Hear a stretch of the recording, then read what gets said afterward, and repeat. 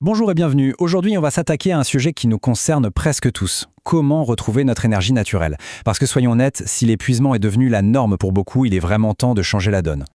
C'est la grande question, n'est-ce pas? Ce sentiment d'être toujours à plat, d'avoir besoin de son café juste pour démarrer le matin, cette fatigue qui pèse. Ce n'est pas une fatalité et ce n'est absolument pas normal, même si on essaye de nous le faire croire. Et voilà le point clé de toute cette histoire. Cette fatigue, ce n'est pas de la paresse. Ce n'est pas un manque de volonté. C'est tout simplement un signal. C'est le corps qui essaye de nous dire quelque chose. Un message qu'il est devenu urgent d'apprendre à décoder. On peut vraiment parler d'une épidémie silencieuse. La fatigue chronique est tellement partout qu'on a fini par la considérer comme une partie normale de la vie moderne. Mais ça ne devrait pas l'être. Et pour faire face, qu'est-ce qu'on nous propose? Des solutions express. Un shot de caféine, une boisson énergisante, un snack bien sucré.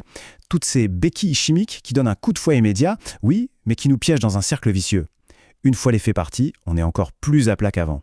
Alors penchons-nous sur les coupables les plus courants. Deux choses qu'on pense souvent être nos meilleurs alliés, le café et le sucre. On va voir comment ces faux amis en réalité sabotent notre énergie sur le long terme.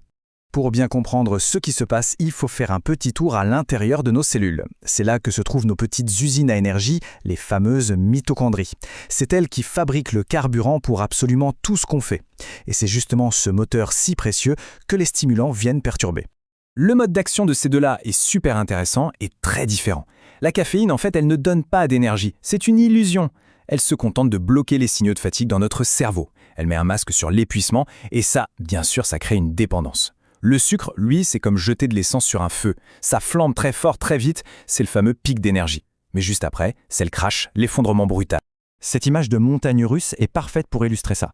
Le sucre et la caféine, c'est la montée fulgurante et la descente vertigineuse qui nous laisse KO en bas. A l'inverse, un bon repas équilibré, ça donne une énergie stable, une ligne droite et continue. Et c'est exactement ça qu'on recherche. Bon, mais alors, comment on sort de ce manège infernal? Il est temps de voir comment on peut redémarrer notre propre moteur, notre propre usine interne, pour générer une énergie qui soit saine et surtout durable. On peut voir notre corps comme une batterie rechargeable. Pour qu'elle dure longtemps, il lui faut le bon chargeur. Le café et le sucre, c'est un peu comme des chargeurs bas de gamme, super rapides. Ça donne l'impression de faire le job, mais à chaque utilisation, en réalité, ça endommage la batterie. Et petit à petit, son autonomie globale diminue. Alors c'est quoi le bon chargeur? Eh bien, la source nous propose une approche très claire qui tient sur 3 piliers fondamentaux. C'est la base pour reconstruire notre énergie de l'intérieur. Ces piliers, les voici. D'abord, le sommeil profond. C'est la base de tout, le moment où le corps se répare. Ensuite, une nutrition intelligente pour donner au moteur le bon carburant. Et enfin, le mouvement, mais pas n'importe lequel. Un mouvement qui oxygène, qui fait circuler l'énergie.